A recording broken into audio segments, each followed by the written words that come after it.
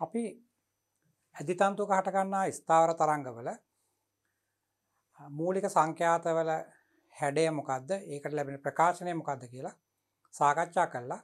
ඒ වයින් ගණන් විශාල ප්‍රමාණයක් හැදුවා. දැන් මම තවදුරටත් හිතුවා මේක තව ටිකක් මේ තන්තු වල හට ගන්නා පුළුවන් විවිධ තරංග රටා සාකච්ඡා කරන්න. මේ වගේ තන්තු දෙකක් එකට එකතු කරපු ගන්නකොත් සාකච්ඡා කරන්න ඕන කියලා. ගොඩක් වෙලාවට මේවා පාසලේදී හරි ඔයාලගේ අමතර පන්තිවලදී හරි සාකච්ඡා වෙනවා අඩුයි. නමුත් විභාගයට හදිසියවත් ගණනක් දුන්නොත් අපිට එකවර හිතා ගන්න අමාරු වෙවි කොහොමද මේ වගේ ගණන් විසඳන්නේ කියලා. ඒකයි අපි මේ ගණනත් විශේෂයෙන්ම ගණනක් විදිහට අරගෙන මේකේ සිද්ධාන්ත කොටස සාකච්ඡා කරන්න හිතුවේ. සංයුක්ත තන්තුවක් කිව්වම ඒක ලෝහ වර්ග දෙකකින් හැදිච්ච තන්තු දෙකක් වෙන්න පුළුවන්. නැත්නම් ඒවා විස්කම්භ වෙනස් වෙලා තියෙන පුළුවන්. ඒ වගේ එකක් අරගෙන අපි සංදි කළා තන්තුවේ දෙකලවර ගැට ගන්නවා අචල ලක්ෂ දෙකකට මේ වගේ.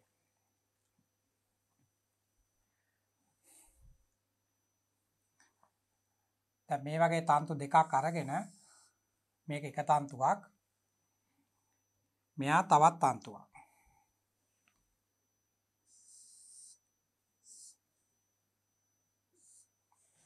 ඒතර මෙයාගේ ඝනත්වය වෙනස්. මේක අපි A කියලා දාමු. ρ A මෙයා ρ B. ඒතර මේ තියෙන්නේ ඒ දෙන ගැට ගහලා තියෙන පොදු සංදිය. ඒතර මේවා දිග වෙනස්, හරස් කඩ වෙනස් වෙන්න පුළුවන්, ඝනත්වය වෙනස් වෙන්න පුළුවන්. ආතතිය නම් සමානයි. දෙකම එකට ශ්‍රේණිගත විදිහට ගැට ගහලා තියෙන නිසා මේවායි ආතතිය සමානයි. දැන් මේකේ අපි ස්ථාවර තරංගයක් ඇති කරොත් ඒකේ තරංග රටාව සම්බන්ධ කරලා ගැටලුවක් අපෙන් අහන්න පුළුවන්. එතකොට මෙතන මේක ස්ථාවර තරංගය හට ගන්නකොට අපි දන්නවා මේ ගැට ගහලා තියෙන තැනයි මෙතන කෙලවරයි අනිවාර්යයෙන්ම නිෂ්පන්ද තියෙන්න ඕන. එතකොට මෙන්න මේ පොදු සංදිය මේ ගැට ගහලා තන්තු දෙක එකට ගැට ගහපු තැන පොදු සංදියේ ඇති වෙන්නේ නිෂ්පන්දයක්ද ප්‍රස්පන්දයක්ද කියන කනුව ගැටලුවේ ස්වරූපය වෙනස් වෙනවා. ඉතින් ඒක නිසා දරුවන්ට මේ වගේ ගණනක් දෙනවා නම් ඒගොල්ලෝ කියනවා කොන්දේසියක් එක්ක මේ පොදු සංදිය නිෂ්පන්දයක් වෙන්න ඕන කියලා. එහෙම නැත්නම් පොදු සංදිය ප්‍රස්පන්දයක් වෙන්න ඕන කියලා. ඒතර ඒ කියන අවස්ථාව අනුව අපි ගැටලුව සාකච්ඡා කරන්න ඕන. දැන් මෙතන මේ පොදු සංදිය නිෂ්පන්දයක් වෙන විදිහට නම් මේකේ ස්ථාවර තරංගය හටගන්නේ. ඒතර අපි දන්නවා මෙතනත් නිෂ්පන්දයක් තියෙනවා. මෙතනත් නිෂ්පන්දයක් ආවම මේකේ සම්පූර්ණ පුඩු ගණනක් එන්න ඕන. සම්පූර්ණ පුඩු ගණනක් මේ වගේ. දැන් මෙහෙම තියෙන තන්තුවේ මෙතන නිෂ්පන්දයක් තියෙනවා නම් මෙතනත් නිෂ්පන්දය අනිවාර්යයෙන්ම කීයක් හරි මෙන්න මේ වගේ ඇවිල්ලා ඔය වගේ පුඩු ගණනක් තියෙන්න ඕන මෙතන. ඒ වගේ අනෙක් තන්තු කොටසෙත් සම්පූර්ණ පුඩු ගණනක් තියෙන්න ඕන. මෙතන ප්‍රස්පන්දයක් එනවා කියලා කිව්වොත් අපිට මේ වගේ තමයි අඳින්න වෙන්නේ. මෙතන කෙලවරේ අනිවාර්යයෙන්ම නිෂ්පන්දයක් තියෙනවා. මේකේ මෙතන ගැට ගහලා තියෙන තැන නම් අපිට මේ කෙලවර කියලා මෙතන කියලා. එතන උපරිම විස්තරයක් ඇතුව අංශුව කම්පණය වෙන්න ඕන. ඒ කියන්නේ එතනට එන්න ඕන හරියටම පුඩු භාගයක් මේ වගේ. මෙන්න මේ වගේ එන්න ඕන. ඔය වගේ. එතෙන්ට පුඩු භාගයක් ඇවිල්ලා අනිත් පුඩු භාගය යන්න ඕන අනිත් තන්තුවට. ඒතර මේ හරියේ සම්පූර්ණ පුඩු ගාණක් ඔය වගේ තියෙන්න පුළුවන්. ඒතර මෙන්න මේ දෙක අනුව මේ ලියන තරංග රටාව අනුව තමයි අපේ ගණන විසඳෙන්නේ. දැන් මේක ලියනවා නම් දරුවෝ ලියන්න ඕන මේ එක තන්තු කොටසක මේ පුඩු පූර්ණ සංඛ්‍යාවක් තියෙනවා කියලා. පුඩු පූර්ණ සංඛ්‍යාවක් තියෙනවා කියලා. අපි දන්නවා මේ එක පුඩුවක් කියලා කියන්නේ තරංග ආයාමයකින් අඩක් අර්ධයක්. එහෙමනම් මේ කොටසේ තියෙන්න ඕන ලැම්ඩා බෙදීම දෙක කියන්නේ පුඩුවක්. ඒකේ පූර්ණ සංඛ්‍යා ගුණාකාරයක් n1 කියනවා. n1 කියන්නේ 1 2 3 4 ඒ වගේ ඕනම ගාණක් වෙන්න පුළුවන්. ඒ වගේම අනෙක් තන්තු කොටසෙත් ලැම්ඩා බෙදීම දෙකේ පූර්ණ සංඛ්‍යා ගුණාකාරයක් එන්න ඕන 1 2 3 වගේ අගයක්. මම මේ ලැම්ඩා බෙදීම දෙකක් කියලා ගත්තේ මේ එක පුඩුවක්. මේ පුඩුවක්. ඒතර හැමදෙස්සම පුඩු ගණනක් එනවනේ නිෂ්පන්ද දෙක අතරට.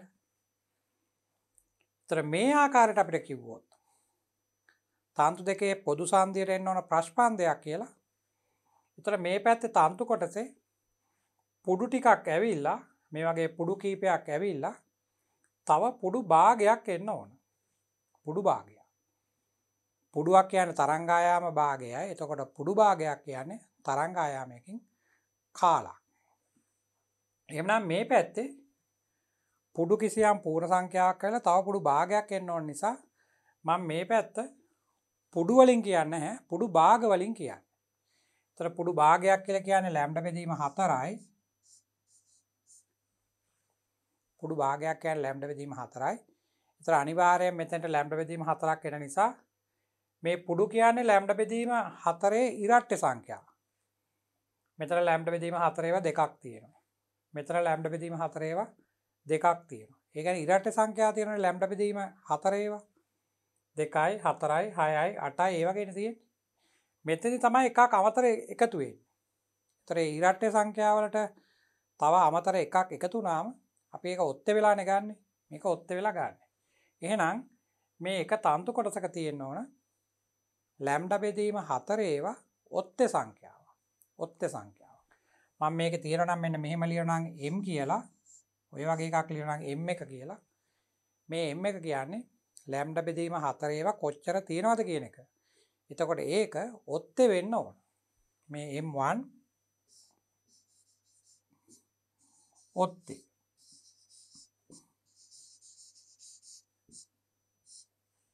මෙතනත් ඔයාලට ඕන නම් ලැම්ඩා බෙදීම 4ෙන් ලියන්න තිබුණා. ඒතර මේ පුඩුවක් ඇතුලේ ලැම්ඩා බෙදීම 4 ඒවා දෙකක් ඉන්නවා. ඒතර එහෙම ගත්තත් එතනත් ලැම්ඩා බෙදීම 4 ඒවත් ඉරට්ට සංඛ්‍යාවක් තියෙන්න ඕනේ එතන. ලැම්ඩා බෙදීම 4 ඒවා ඉරට්ට සංඛ්‍යාවක්. ලැම්ඩා බෙදීම 2කින් කියනවා නම් ලැම්ඩා බෙදීම 2 ඒවා පූර්ණ සංඛ්‍යාවක්. මේ n1 මෙන්න මේ n1 පූර්ණ සංඛ්‍යාව. පූර්ණ සංඛ්‍යාව.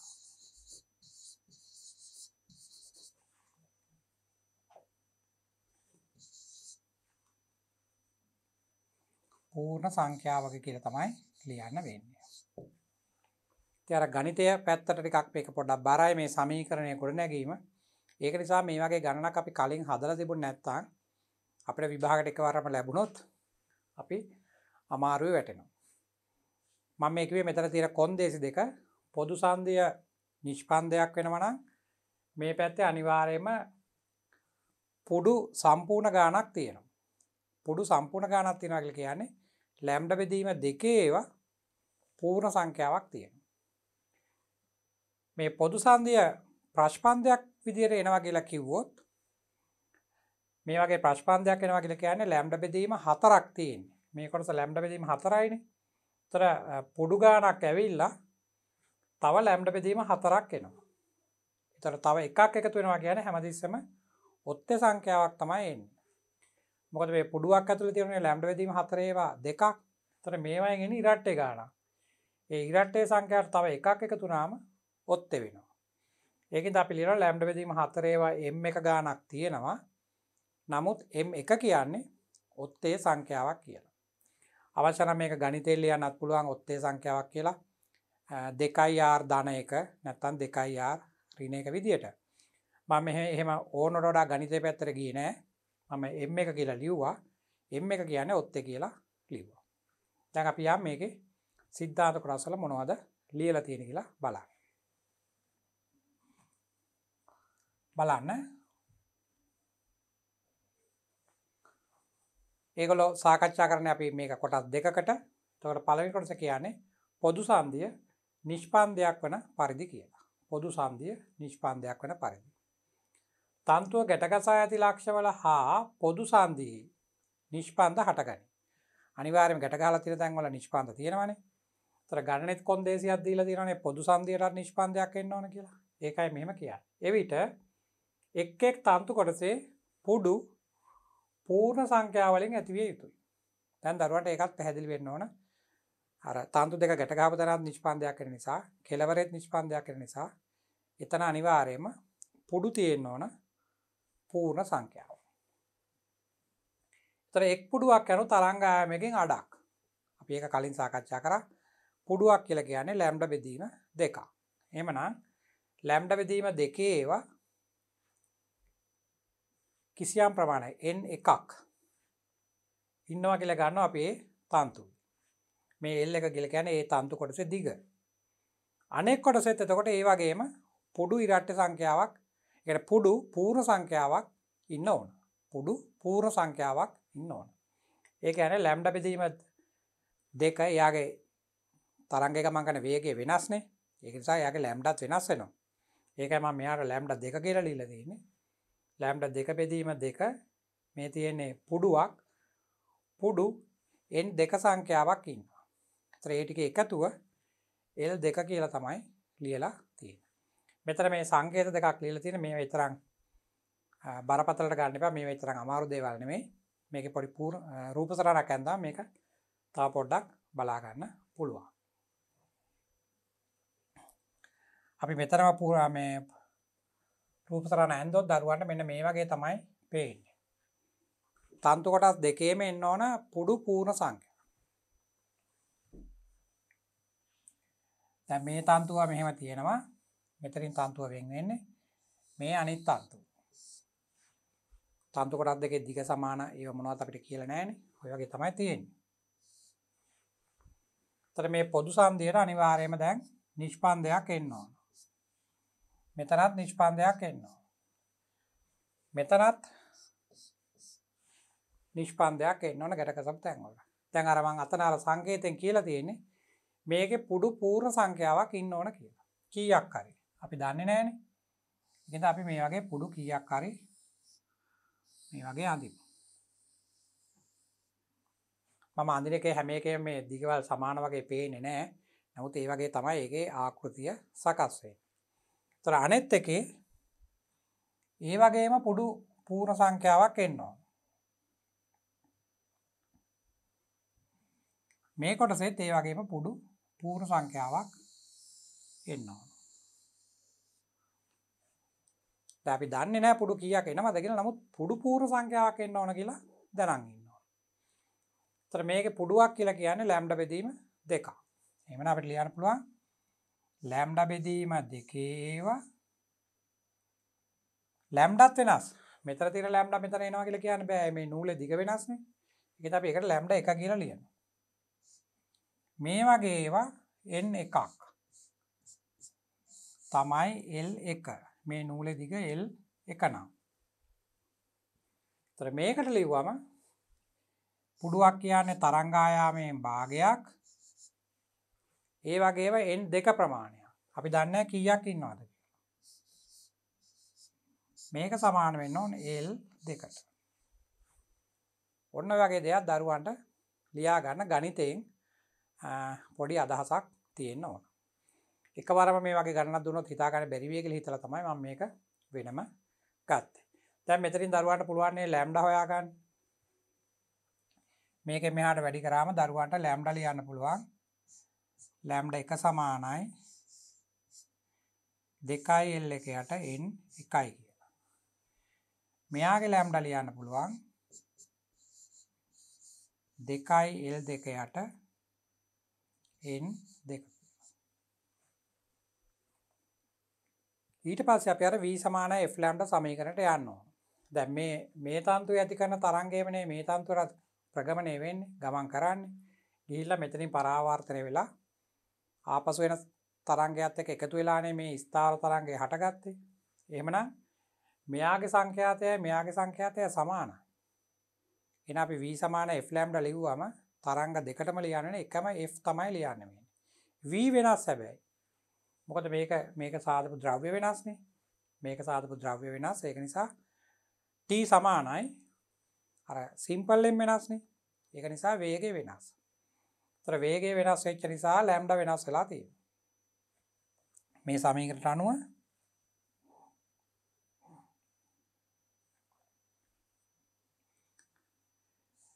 v සමානයි f ලැම්ඩා අනුව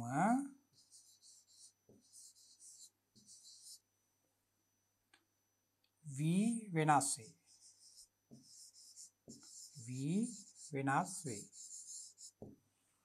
මොකද v රඳා පවතින ද්‍රව්‍ය මත. t යට m නේ. ඒක නිසා ඒක වෙනස් වෙනවා. ඒතර v වෙනස් වෙන නිසා v වෙනස් වන විට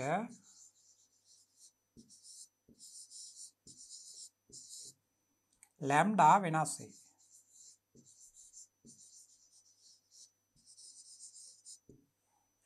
f කියන එක නියතයි කියලා දරුවෝ තේරුම් ගන්න ඕන. දැන් අපි මේකේ මීට එහාට යන්න මේ ගණන තව ටිකක් එහාට යන්න අපිට මෙහෙම මේ සංකේතම ලියලා ගන්න යන්න බෑ. ඒක නිසා අපි මේකට සංඛ්‍යා දත්ත ආදේශ කරන්න පුළුවන් විදිහට සංඛ්‍යා වලින් ආදේශ කරන්න පුළුවන් විදිහට ගණනක් අරගෙන මේකේ පොඩු n එකක් ඉන්නවා මේකේ පොඩු n දෙකක් ඉන්නවා කියලා හිතලා ගණන හදලා බලමු කොහොමද මේක විසඳන්නේ කියලා.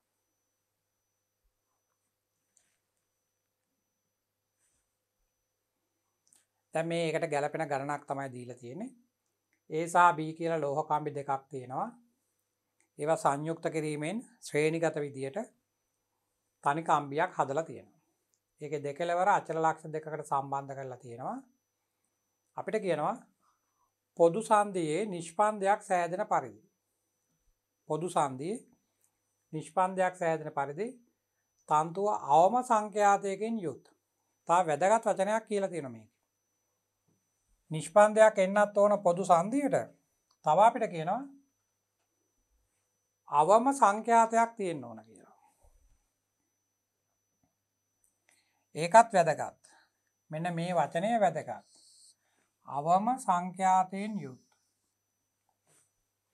ස්ථාවර තරංගයක් තමයි ඇති කරයි නම් එක් එක් තන්තු කොටසේ ඇති වෙන පුඩු ගණන සොයන්න කියලා තමයි කියන්නේ. දැන් අපි කියවනේ අර පොදු සංදියට නිෂ්පන්දයක් එනවා නම් තන්තු කොටස් දෙකේම සම්පූර්ණ පුඩු ගණන් හැදෙනවා කියලා. ඒක නිසා තමයි කියන්නේ. එතකොට පුඩු කීය මේකේ එනවද කියලා තමයි අපෙන් අහන්නේ. අර වේගය සොයා ගන්න ඕන නිසා දරුවන්ට දිගයි ඝනත්ව දෙකයි දීලා තියෙනවා. දැන් මේකේ සමීකරණය අපි ලියුවට පස්සේ අර v සමාන f ලැම්ඩා ලියන්න වෙනවනේ. ඒතර f පොදුයිනේ. එහෙමනම් f තමයි සමාන කරන්න වෙන්නේ තන්තු දෙකේ. ඒතර f සමාන වෙන්නේ v බෙදීම ලැම්ඩාට. එහෙනම් v දැනගන්න ඕනනේ. අපිට ඒක නිසා මෙතන දත්ත දෙකක් දීලා තියෙනවා. අපි මේ දත්ත දෙකෙන් ඉස්සෙල්ලා v සොයාගෙන ඉඳිමු. ඊට පස්සේ යන් අපි අර පුඩු ගණන හොයන කොටසට. ඒත් අපිට මෙතන ලියන්න පුළුවන් දත්ත දෙක මෙතන පේන්නම තියෙන නිසා VA සහ VB. අපි දන්නවා තරංගයක වේගය ලියන්නේ v සමානයි t බෙදීම m වල මූලය. මේ ගණනය හැටියට m දීලා නැහැ අපිට ඝනත්වනේ දීලා තියෙන්නේ. එහෙනම් අපි ලියන්න වෙන්නේ t බෙදීම a ρ කියන සමීකරණය. a ρ. මෙන්න මේක තමයි ලියන්න වෙන්නේ. දැන් මේ දත්වල හැටියට t දීලා නැහැ ගණනේ ρ දීලා තියෙනවා. දිගක් දීලා තියෙනවා. දිග ඕන වෙන්නේ මෙතෙන්ට නෙවෙයි අපි මේක ආදේශ කරලා ඉස්සෙල්ලා v ලියමු. ඒතර va කියන එක සමාන වෙන්නේ t බෙදීම a ρ. ρ කියලා කියන්නේ 6.3යි 10.3යි. මෙන්න යාගේ වේගය. VB කියන එකත් අපි සොයමු. ඒතර අපිට එනවා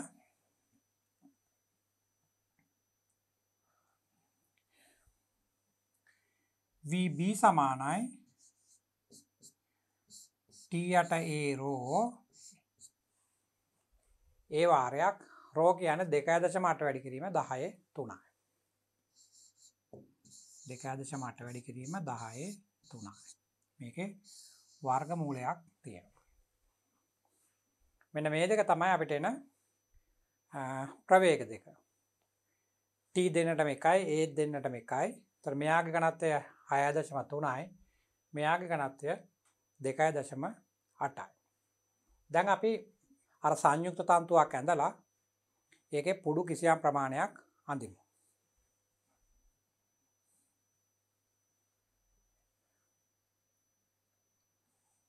අපි එහෙම ඇන්දොත් අපිට මෙන්න මේ වගේ රූප සටහනක් තමයි එන්නේ. මෙන්න ඔය A කියන තන්තුව, මෙන්න ඔය B කියන තන්තුව. මෙතන තමයි පොදු සංදිය. එතෙන්ට නිෂ්පන්දයක් වෙන විදිහට අපි පොඩු ටිකක් අඳිමු. මම කලින් අර සංකේතයෙන් ලිව්ව දෙයම තමයි ලියන්න තියෙන්නේ. එහෙම ලිව්වොත් දරුවන්ට එනවා මෙතන පුඩු ඔන්න ඔය වගේ කිසියම් ප්‍රමාණයක් එනවා.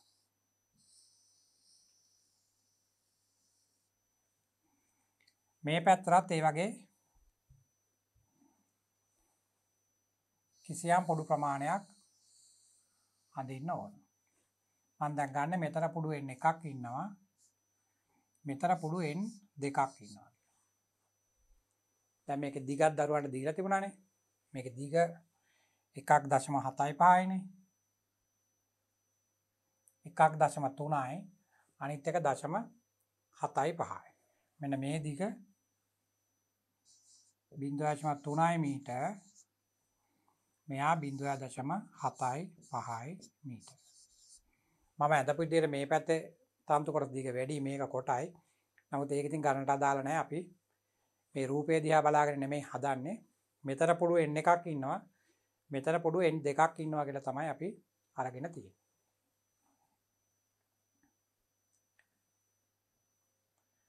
දැන් අපිට ලියන්න තියෙන්නේ එහෙනම් මේ දිගට සම්බන්ධ කරලා ලියමු අපි තරංග ආයාම ගන්න. දැන් පුඩු තියෙනවනේ n එක ප්‍රමාණයක්.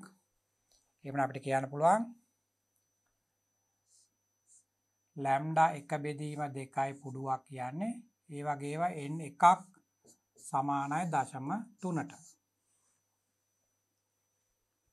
ලැම්ඩා 1 බෙදීම 2 වාරයක් n එක සමානයි 0.3ට.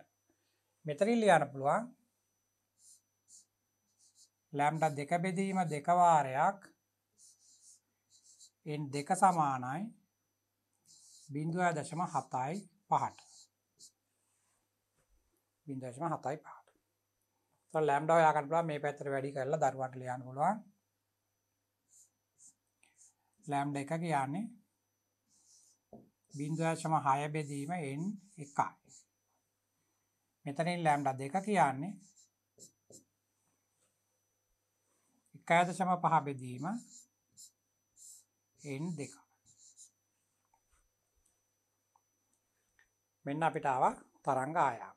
දැන් අපි v සමාන f ලැම්ඩා ලියමු. එතන අපිට ලියන්න පුළුවන් v සමානයි f ලැම්ඩා අනුව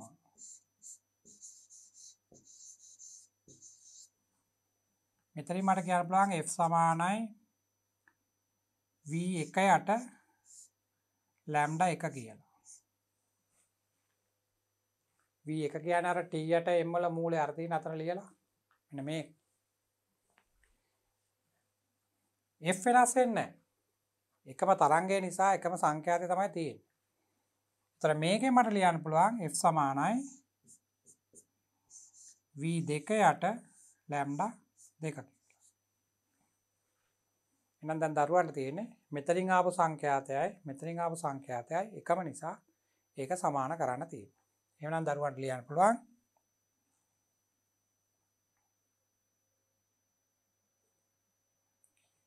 v 1යට ලැම්ඩා 1 සමානයි v 2යට ලැම්ඩා 2. v 1යට ලැම්ඩා 1 සමානයි v 2යට ලැම්ඩා 2. දැන් v 1ට අර කාපිච්චුම ඒ කියන්නේ මේ a තන්තුව එකනේ මම v 1 කියලා කියන්නේ. ඒක නිසා අතරින් ආදේශ කරමු. සමීකරණේ බලන්න තියෙන්නේ මොකද්ද කියලා. මේ තියෙන්නේ t බෙදීම a වාරයක් 6.3. මෙයාට තියෙන t බෙදීම a වාරයක් 2.8.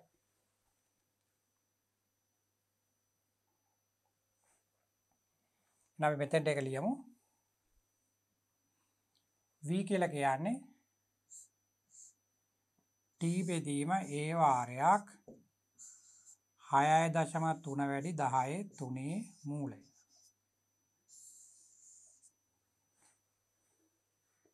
ලැම්ඩා 1 කියන්නේ 0.6 බෙදීම n එකයි. ඒතර මේක බෙදන්නනේ තියෙන්නේ. මේක බෙදනකොට අර දෙන්න උඩයට මාරු වෙනවා. මෙතෙන්ට එනවා n 1.6යි. ඒක සමානයි අනිත් එක්කෙනාට.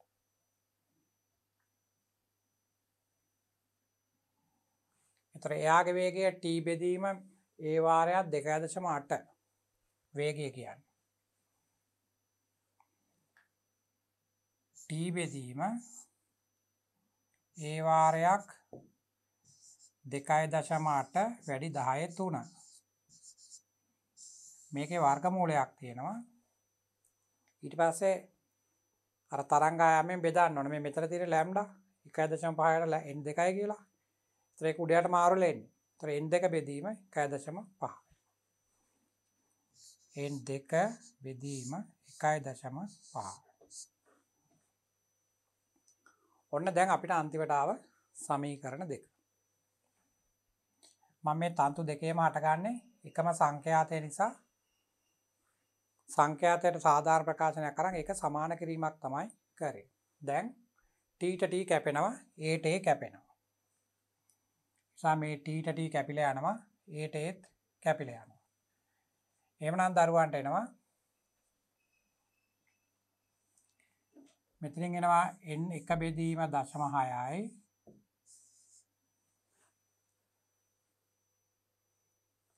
t a කැපලා මේ 10.3 මූලයට මෙතන 10.3 මූලෙත් කපලා දාන්න පුළුවන්. 10.3ට 10.3ත් කපන්න පුළුවන්. ඒතර මෙතන 6.3 මෙතන 2.8 ඉන්නවා. ඒ වගේ දශම ස්ථානත් කැපිලා යනවා. ඒතර 63යි 28යි. මේවත් 7ෙන් කපන්න පුළුවන්. ඒතර මෙතන 7 9යි.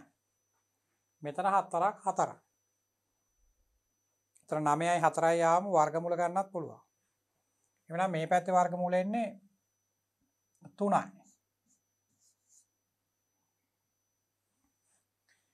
මේ පැත්තේ වර්ගමූල එන්නේ t කැපුණා a කැපුණා මෙතන එන්නේ 10.3ක් කැපුණා 28 තිබුණේ. ඒක අරකට එක 7ෙන් කැපුවානේ අපි. ඒතර 4යිනේ 4 මූලේ 2යි. එහෙනම් n 2 බෙදීම 1.5යි තව 2ක් එනවා. ඔන්න එන ටික. මෙතන දැන් මේ දශම ස්ථාන කැපිලා යනවා. ඒතර මෙතන 6 වරක් 3 18යි. මෙතන 15 වරක් 2 30යි. 18යි 30යි තියෙන්නේ. ඒවත් අපිට 6ෙන් කපන්න පුළුවන්. අපිට එනවා n 1 යට 3යි. මෙතන එනවා n 2 යට 5යි. එහෙනම් මෙතනින් අපිට අනුපාතයක් එනවා n 1 බෙදීම n 2 සමානයි n 1 බෙදීම n 2 සමානයි 3 බෙදීම 5යි කියලා.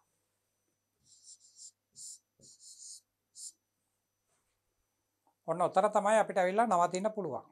මීට එහාට ගණන හදන්න බෑනේ. මීට එහාට දත්තයක් ඇවිල්ලා නැහැ. ඒත් අපි n 1 කිව්වේ මොකද්ද? n 1 කියලා කිව්වේ අර අතන පළවෙනි තන්තුවේ හට ගන්නා පුඩු ගණන. පළවෙනි තන්තුවේ හට ගන්නා පුඩු ගණන. n 2 කියලා කිව්වේ දෙවන තන්තුවේ හට ගන්නා පුඩු ගණන. එහෙනම් පුඩු ගණන් අතර අනුපාතයක් තමයි මට දැන් ඇවිල්ලා තියෙන්නේ. 3ට 5. 3ට 5. ඒතර ගණනේ කර කලින් කියලා තිබුණා ගණනේ මුල කොටසේ කියලා තිබුණා මේක ස්ථාවර තරංගයක් හට ගන්න ඕන පොදු සංදියේ නිෂ්පාදනයක් එන්න ඕන අවම සංඛ්‍යාතයක් තියෙන්න ඕන. අවම සංඛ්‍යාතයක්. ඒ වචනේ වැදගත්.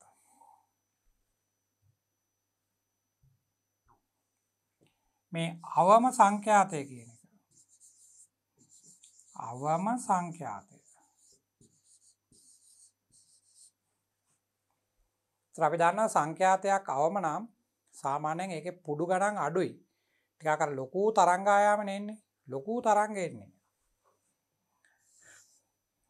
මේ වගේ ලොකු ඒවා අපි කියන තරංග ආයාමේ වැඩි වෙනකොට තමයි සංඛ්‍යාතය අඩු වෙනවා කියන්නේ. මේ වගේ. දැන් මෙහෙම තරංගයක් ආවම මේ වගේ තරංගයක් ආවම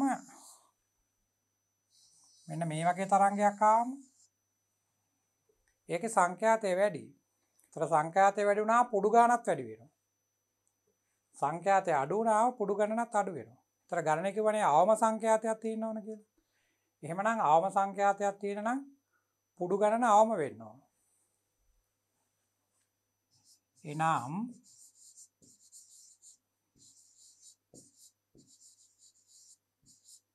පුඩු ගණන අවම විය යුතුයි.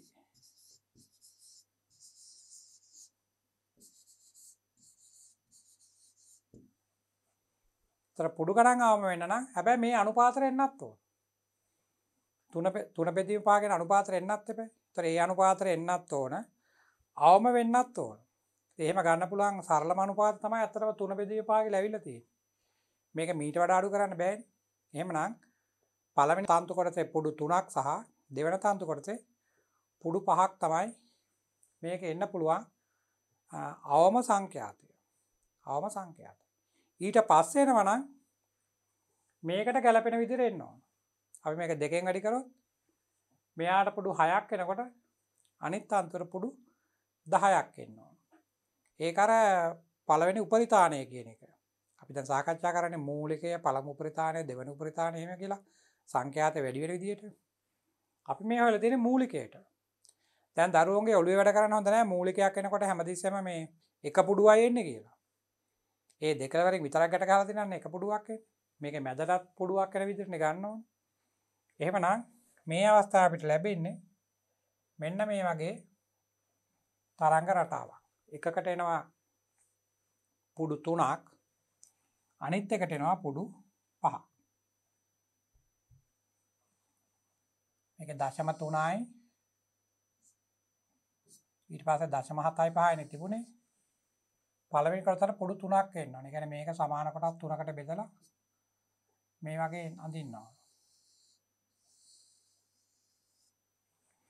දැන් මුලින් ගණන හැදුවලා අපිට එහෙම අඳින්න බෑ. අපි දැනන් හිටියේ නෑනේ මේකේ පුඩු කීයක් එනවද කියලා.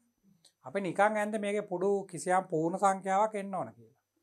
මෙතෙන්ට අඳින්න ඕන පුඩු 5ක්.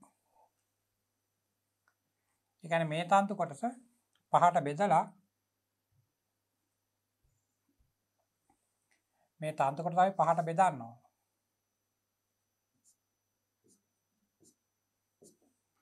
මෙන්න මේ වගේ තමයි අඳින්න ඕන.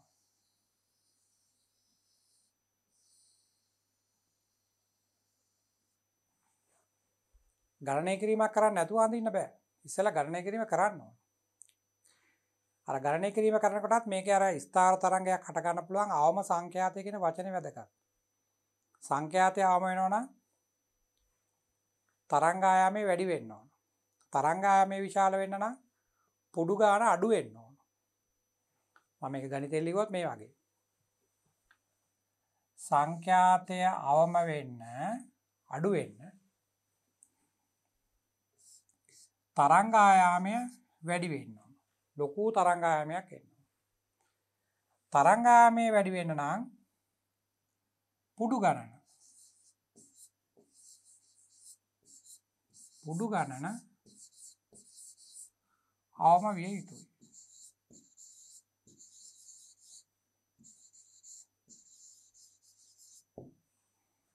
අන්න ඒක තමයි තර්කය. මේ ගණන නැවත හදාන්න දවස් රූප සරණක් ඇඳලා ගෙදරදී මේවා හොඳට කියවලා නැවත ගණන හදාන්න. එතකොට මේ ගැන හොඳ අවබෝධයක් ගන්න පුළුවන්. මේකේ උත්තරෙත් මම ලියන ඒවා සමහරලාට බෝඩ් එකේ එහාට මෙහාට යන නිසා දරුවන්ට ඒක පැහැදිලි වෙන්න හිතලා ඒක මෙතන ලියලා තියෙනවා. ඒකෙන්ද දරුවන්ට මේක බලා ගන්න පුළුවන්. මේක තේරුම් ගන්න තමයි අවශ්‍ය.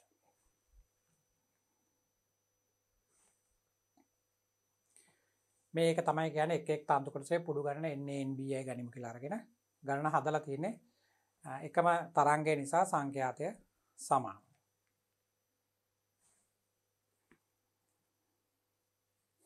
ඔය සුළු කිරීම කරලා තියෙනවා.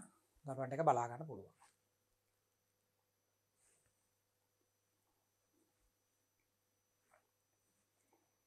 දැන් මෙතන අපි තවත් අලුතෙන් සිද්ධාන්ත කොටසකට යන්න බලනවා. අපි කලින් සාකච්ඡා කරේ තන්තුවේ දෙකලවරම අචල ලක්ෂ වලට ගැට ගහලා තියෙනවා කියලා. ඒතර දෙකලවරම අචල ලක්ෂ වලට ගැට ගහලා තියෙනවා නම් ඒ ගැට ගසපු ස්ථාන වල හැමතිස්සෙම නිෂ්පාන්ත තමයි එන්නේ. ඒ කියන්නේ පුඩු පූර්ව සංඛ්‍යාවක් තමයි එන්නේ. දැන් මේ කොටසේ කියන්නේ එක කෙලවරක් පමණක් අචලව ඇති කියලා කියන්නේ. ඒ කියන්නේ අපි තන්තුවක එක කෙලවරක් කිසියම් තැනකට ගැට ගහලා අනෙක් කෙලවරෙන් අල්ලලා අපිට අතින් පුළුවන් මෙහෙම ඉහළ පහළ දෝලනය කරන්න. එතකොට අපේ අතත් එක්ක ඒ තන්තුවේ මෙහා කෙලවර මගේ අත චලනය වෙනකොට අතත් එක්කම ඉහළ පහළ යනවනේ. ඒතර එතන තියෙන්නේ ප්‍රස්පන්දයක්. එතන නිෂ්පන්දයක් එන්නේ නැහැ. ඒක තමයි මේකෙන් කියන්නේ. මේ ඇඳලා තියෙන මේ වගේ තන්තුවක් තියෙන්න පුළුවන් මුල් විදිය මේ තියෙන ඊළඟ විදිය. ඒතර දරුවෝ දැනගෙන ඉන්න ඕනේ නිතරම අර නිදහස් කෙලවරේ හැමතිස්සෙම ප්‍රස්පන්දයක් අඳින්න. ඒක තමයි මේකේ කියන්නේ. අපි මේ වැන්දොත් මෙන්න මේ වගේ තමයි දරුවන්ට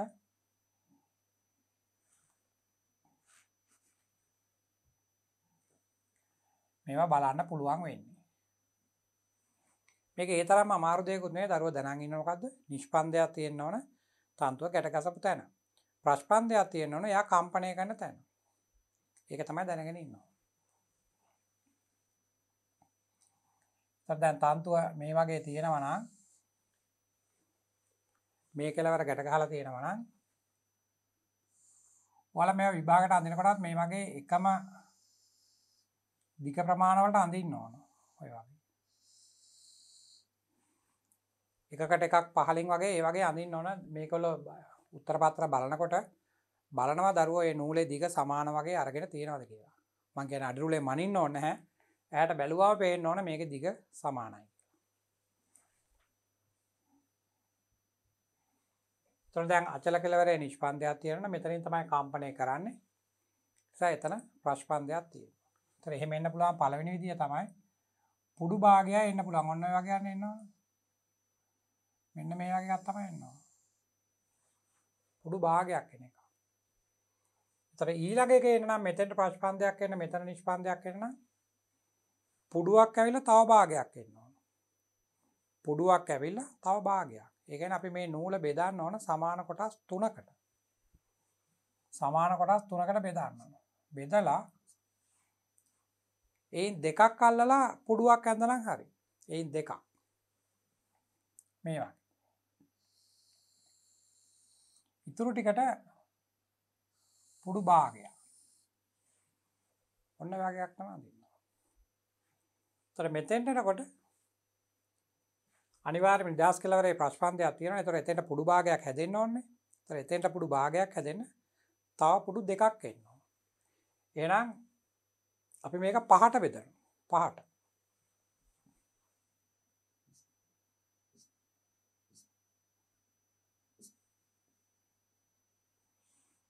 බෙදලා එයින් දෙකක් අල්ලලා පුඩුවක් අදිමු. කොටස් දෙකකටනේ පුඩුවක් එන්නේ. එතන මෙතෙන්ට පුඩුවයි මෙතෙන්ට පුඩුවයි පුඩු භාගයයි. ඔන්න වගේ තරංග ආකෘතිය තමයි දරුවන්ට අඳින්න වෙන්නේ. අචල කෙලවර නිෂ්පන්දයක් තියෙන්න ඕන. කම්පණය කරන කෙලවරට ප්‍රස්පන්දයක් තියෙන්න ඕන. මේ ඒක තමයි අපි මෙතන දැන් ලියන්න හදන්නේ. මේක දැන් එච්චරම අමාරු නෑ. දරුවෝ දන්නවා පුඩුවක් කියලා කියන්නේ තරංගායාම භාගයක්. පුඩුවක් කියලා කියන්නේ ලැම්ඩා බෙදීම 2ක්. ඒතර පුඩු භාගයක් කියන්නේ ලැම්ඩා බෙදීම 4ක්. ලැම්ඩා බෙදීම 4ක්.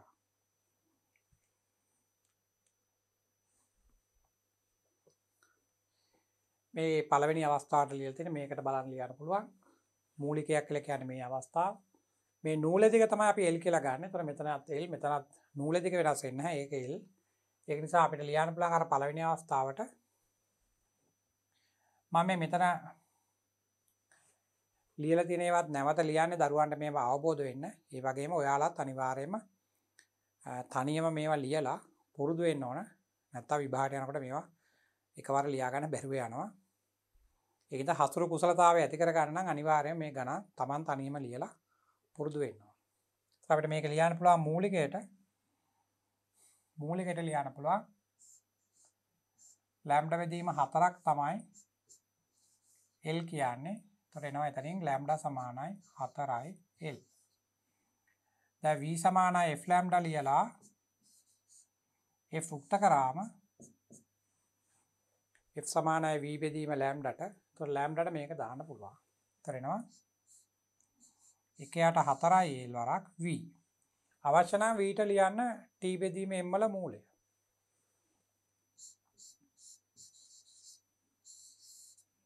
මේක තමයි මූලිකය. f එක. කලින් ගණනේ අර සම්පූර්ණ පුඩුවා වෙලාවේ ආවේ මෙතන එක බෙදීම 2යි l ආවේ. දැන් එන්නේ එක බෙදීම 4යි l. එතකොට අපිට මේක ලියන්න පුළුවන් මූලිකය වගේ එක් ගුණයක් නිසා මූලිකය කියන්නේ මූලිකය වගේ එක ගුණයක්නේ. ඒක නිසා අපි කියනවා මූලිකය පළමු ප්‍රසංවාදයි කියලා. ඒක තමයි අතන ලියලා තියෙන්නේ.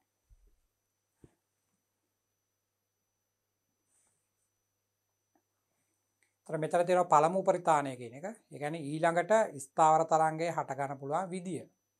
ඊළඟට එන්න පුළුවන් විදිය. ඊළඟට එන්න පුළුවන් විදියට අපි මේක රූප තරණක් අඳිමු. එහා පැත්තේ රූප තරණක් ඇඳලා තිබුණා. කමන්නේ අපි මෙතන ආයෙ එකක් අඳිමු. අර නූලමයි ඒ තන්තුවමයි තියෙන්න ඕන. ඒ නිසා මෙහෙන් අචලයි මේ වගේ තියෙනවා. තන්තුව තුනට බෙදන්න. තන්තුව තුනට බෙදන්නේ පුඩුවක් සහ තවත් පුඩු භාගයක් අදින්න ඕන නිසා. එතන මෙතෙන්ට එනවා පුඩුවක්, මෙතෙන්ට එනවා භාගයක්.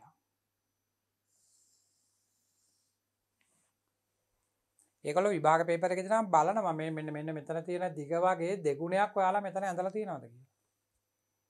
දිගට ගැලපෙන විදිහට අඳින්න ඕනේ. මෙතෙන්ට භාගයට ගන්න ප්‍රමාණය වගේ දෙකක් අරන් තමයි පුඩුවක් අඳින්න ඕනේ.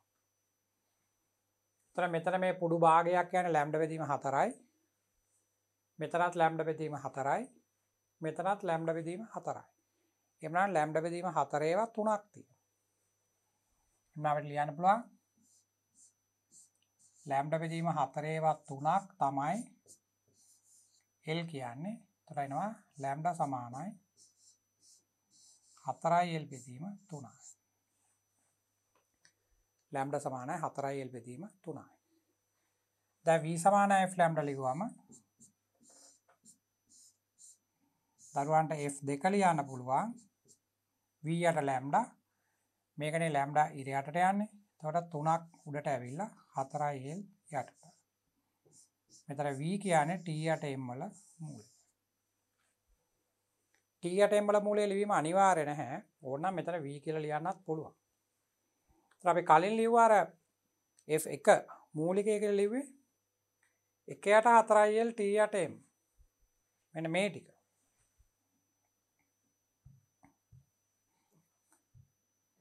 මෙන්න මේ ටික තමයි අපි f1 කියලා ලිව්වේ. ඒතර f1 වගේ තුන් ගුණයක් තියෙනවනේ. එහෙනම් දරුවට ලියන්න පුළුවන් f2 සමානයි. ඒ කියන්නේ පළවෙනි උපරිතාණය. ඊළඟට එන්න පුළුවන් ඉහළ ස්වරය. ඒක සමානයි මූලිකය වගේ තුන් ගුණයක් කියලා. ඒතර මූලිකය වගේ තුන් ගුණයක් නිසා අපි කියනවා පළමු උපරිතාණය තුන්වන ප්‍රසංවාදය කියලා.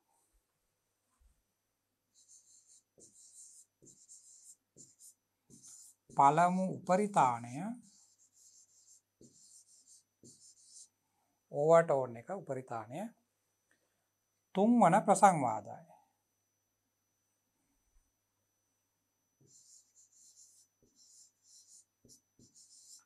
තුන්වන ප්‍රසංවාදයයි.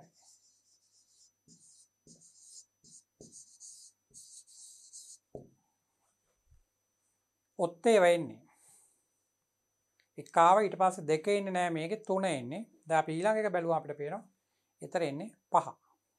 ඒතර අපි කියනවා උපරිතාන මූලිකයේ ඔත්තේ ප්‍රසංවාද තමයි එන්නේ කියලා. දැන් අපිට මෙතන තන්තුවේ දෙක කෙලවරම ගැට ගහපුවා තියෙනවා. එක කෙලවරක් විතරක් ගැට ගහපුවා තියෙනවා. ඊට පස්සේ වායු ගෝලයේ ධ්වනි වේගය හොයන ගියාම සංවෘත නල කියලා જાතියක් තියෙනවා. විවෘත නල තියෙනවා. ඒතර මේ වගේම තවත් සමීකරණ ගොඩක් එනවා. ඒතර විභාගයට යනකොට මේ සමීකරණ ඔක්කොම වගේ නිකන් පටලවෙනවා. ඒ නිසා මේවා ගණන් හදලා හොඳට අවබෝධ කරගන්න. මොකද මේවා බහුවර්ණ වලට කියොත් මේ එකවර හිතෙන් ලියන්න පුළුවන් වෙන්න ඕන සමීකරණ.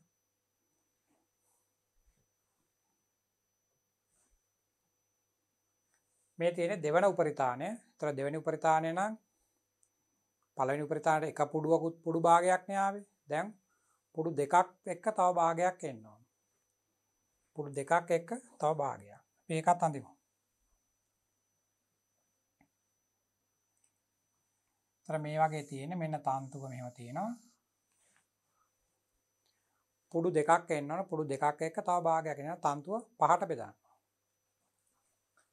මේ වගේ පොඩි කොටස් පහකට අපි බෙදමු.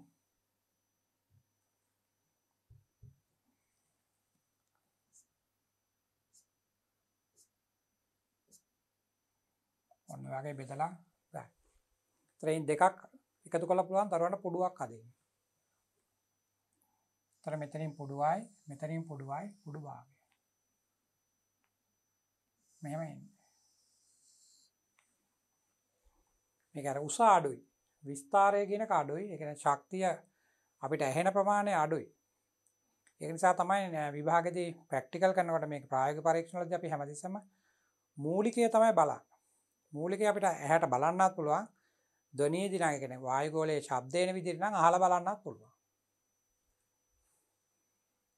ගියසර විභාගයේත් අහලා තමයි ඇයි එහෙම හැමතිස්සෙම ප්‍රැක්ටිකල් වලදී ප්‍රායෝගික පරීක්ෂණ වලදී මූලිකයම සලකා බලන්නේ කියලා. ගොඩාක් ළමයින්ට මේ අදහසක් නැහැ හරියට ඇයි මූලිකය ගන්න කියලා. අපි මේකට හේතු දැනගෙන ඉන්න ඕන. ඒතර මෙතන තියෙනවා ලැම්ඩා බෙදීම 4 ඒවා 1යි 2යි 3යි 4යි 5ක් තියෙනවා. ලැම්ඩා බෙදීම 4 ඒවා 5. ලැම්ඩා බෙදීම 4 ඒවා 5ක් තමයි L කියන්නේ. එහෙනම් ලැම්ඩා කියන්නේ 4යි L බෙදීම 5. දැන් V සමානයි F ලැම්ඩා ලියන්න. ඒතර F සමානයි V යට ලැම්ඩා. ලැම්ඩාට මේක ආදේශ කරාම 5යට 4යි L වරක් V කියන්නේ T යට M වල මූලය. බලන්න ඔත්ත ඉලක්කම් එන්නේ ඉස්සෙල්ලා 1 ඊට පස්සේ 3 ඊට පස්සේ 5. මෙතන තියෙන දෙවෙනි එක නම් මෙතන තියෙන්නේ 5 කියලා ඇවිල්ලා තියෙනවා. ඔත්තේ. ඉතින් අපිට ලියන්න පුළුවන් ඔත්තේ ප්‍රසංවාද ලැබේ කියලා. ප්‍රසංවාද ලැබේ. සාධාරණ වශයෙන් ලියනවා මෙතන 2 ලියනවා මෙතන 5 ලියලා තියෙන්නේ. ඒ වගේ මේක ඔත් එකක් වෙන විදිහට සාධාරණ විදිහට ලියනවා නම් සාමාන්‍යයෙන් ඔත්තේ සංඛ්‍යාවක් සහ ඉරට්ටේ සංඛ්‍යාවක් සාධාරණව ලියන්න දරුවෝ දැනන් ඉන්නවා.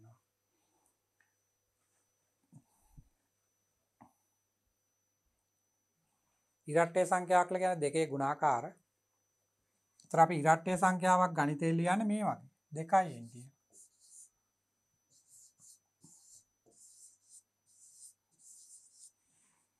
ඒතර n ට බිංදු 1 2 3 4 ඕන එකක් ආදේශ කරන්න පුළුවන්. ඒතර ඉරට්ටේ සංඛ්‍යාවක් එන්නේ. දෙවරක් 1 2යි දෙවරක් 2 4යි දෙවරක් 3 6යි ඒ වගේ නේ.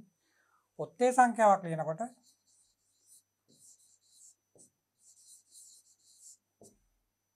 දරුවන්ට 2න් ධන එක ලියන්නත් පුළුවන්. නැත්නම් 2න් ඍණ එක ලියන්නත් පුළුවන්. මේ ඕන එකක් ලියන්න පුළුවන්. මෙහෙම ලියනවා නම් n වලට බිංදුවෙම පටන් ගන්නත් පුළුවන්.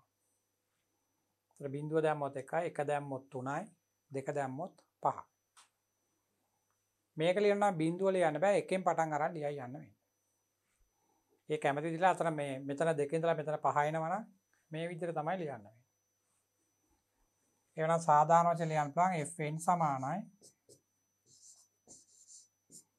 2n ධන 1යි f not කියලා. මූලිකය වගේ මෙන්න මේ වගේ ගුණයක්. මේ වගේ සංකේත ටිකක් තේරුම් ගන්න එපා පුරුදු වෙන්නත් එපා. ඕවා තමයි ඔකේ තියෙන්නේ.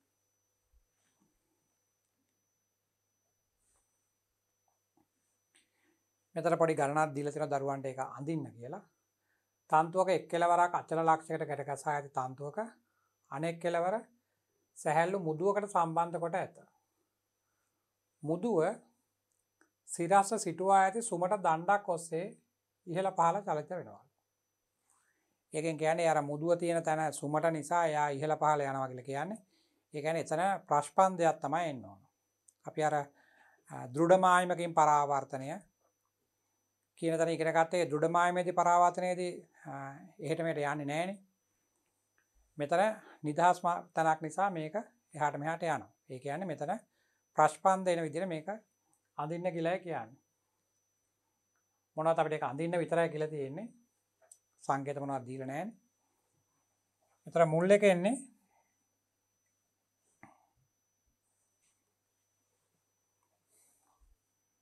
එක කෙලවරක් අචල ලක්ෂයකට ගැට ගහලා ඇති තන්තුව අනෙක් කෙලවර මෙහෙම තියෙන්නේ. මෙතන දණ්ඩක් මෙහෙම සම්බන්ධ කරලා ඇති. මෙන්න මෙතන මුදුවක් තියලා දානවා. ඒතර තරංගේ මේක ඇති කරාම ඉහළ පහළ යනවා කියලා එකයි කියන්නේ. ඒතර පළවෙනි එකේ මෙතන ප්‍රශ්පන්දයක් එන විදිහට මෙන්න මේ වගේ එකක් තමයි දරුවන්ට අඳින්න වෙන්නේ. පළවෙනි එක. දෙවෙනි එක අඳිනවා නම්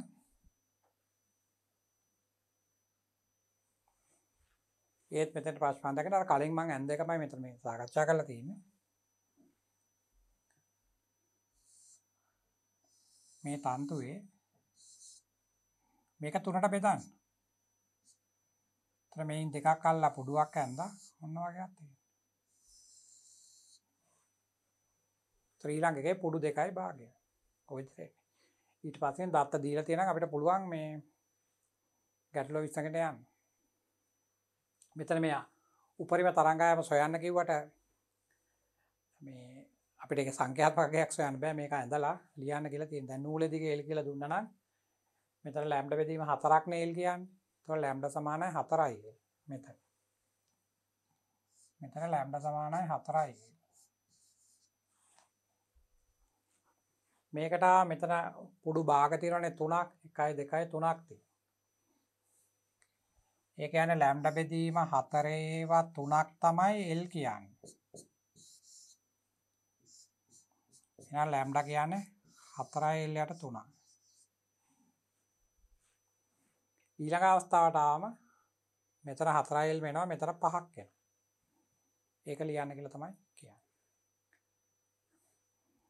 මම මේ ගණනත් අර විශේෂයෙන් අරන් පොදු සංදියට නිෂ්පන්දයක් වෙන එකක් සාකච්ඡා කරේ. පොදු සංදියට ප්‍රශ්පන්දයක් වෙන්නත් අහන්න පුළුවන්. එහෙම ඇහුවොත් දරුවෝ ගන්න ඕනේ එක තන්තු කොටසක පුඩු භාග ඔත්තේ ගාණක් ඉන්නවා කියලා. පුඩු භාග ඔත්තේ සංඛ්‍යාව. අනිත් තන්තු කොටසෙත් පුඩු භාග ඔත්තේ සංඛ්‍යාවක් ඉන්නවා කියලා ගන්න ඕන. අර අපි බෙදුවා වෙනවනේ m10 අනුපාතයක් වෙනවනේ ඒක ඔත්තේ වෙන විදිහට තමයි හදලා ගන්න ඕන. අපි ඊළඟ කොටසදී බලනවා මේකේ තවත් ගණන් ටිකක් හදන්න. ඒතර දරුවන්ට මේක හොඳ අවබෝධයක් ගන්න පුළුවන්. අපිට තව ධ්වනිමානය කියන එක කරන්න තියෙනවා. ධ්වනිමානය කියලා කියන්නේ විද්‍යාගාරයේදී අපි මේ වගේ තන්තුවක ස්ථාවර තරංග ගොඩනගන්න භාවිතා කරන උපකරණය. ටිකක් ලී පෙට්ටියක් වගේ එකක් තියෙන්නේ. ඒකෙන් තමයි ප්‍රායෝගික පරීක්ෂණ දෙකක් කරන්න තියෙන්නේ.